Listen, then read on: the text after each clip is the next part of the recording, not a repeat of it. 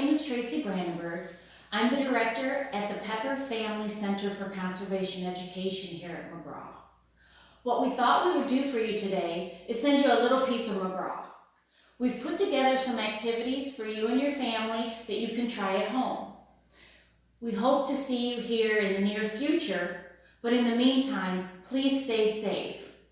In order to get you started with some of these activities, I'm going to turn it over to Colleen Goldberg.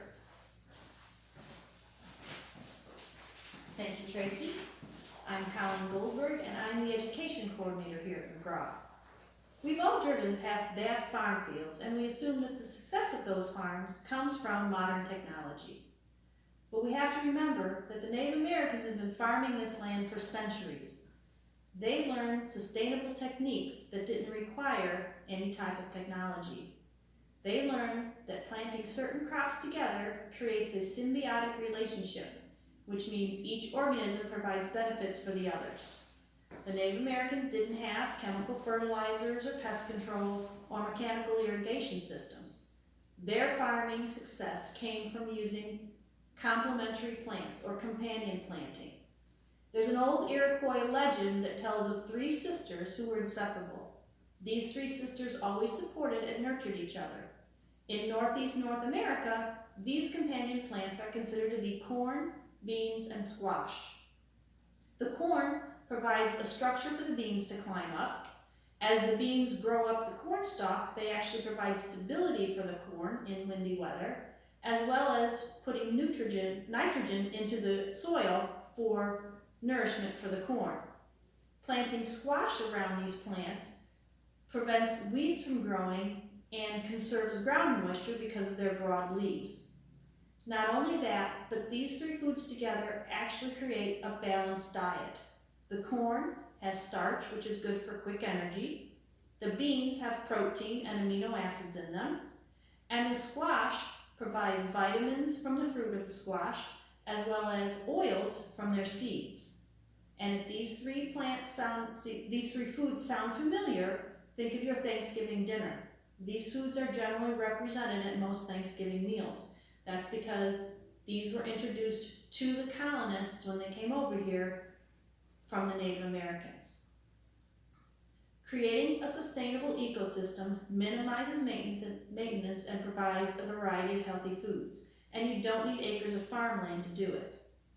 You can do things with things that you purchase or things that you can find around your house. This is a planting set that you can order or purchase. It comes with a plastic tray with seed pods in it where you can put the dirt and the seeds, add a little bit of water, and then replace the plastic lid. And as you can see, there's already moisture in it. Set this in a sunny spot and it will water itself until the plants are big enough to transplant. If you don't purchase something like this, you can always do it with things you have around the house. Cardboard 8 cartons or paper tubes are great. You can put the dirt and seeds right in here, water it, try to cover it with something plastic again to create that moisture producing effect. The nice thing about these cardboard things or the things in this planting tray is they're actually biodegradable. So you can take them right out of here and plant them in the ground with your seed, which makes it a little bit easier. If you don't have any of those things, something like a produce container that has a lid, put the dirt and seeds in there, put that right on, and you've got your own irrigation system. Another thing you can use is even a plastic water bottle.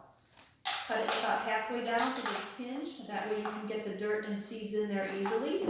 Add a little bit of water. Then take some duct tape and close it up. Seal this part of it good, but leave the lid off. That way you can take this plastic bottle, put it outside. The rain and the moisture in the air, as well as the sunlight, will actually create an irrigation system for itself. So you don't have to do anything else to it after you do this. When the plants are big enough, the nice thing is you can take this tape off, open it up, and you can easily get the plant out to transplant it. You can even do it on a larger scale in a milk jug or a juice bottle.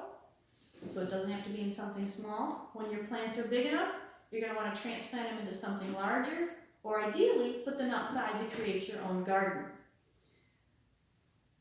These plants should be planted in a way that they actually nurture each other. So the corn should be about 5 inches tall before you plant the beans. That way the beans will have something to grow on right away. The corn will be big enough for that. And then about a week after that, you can plant the squash.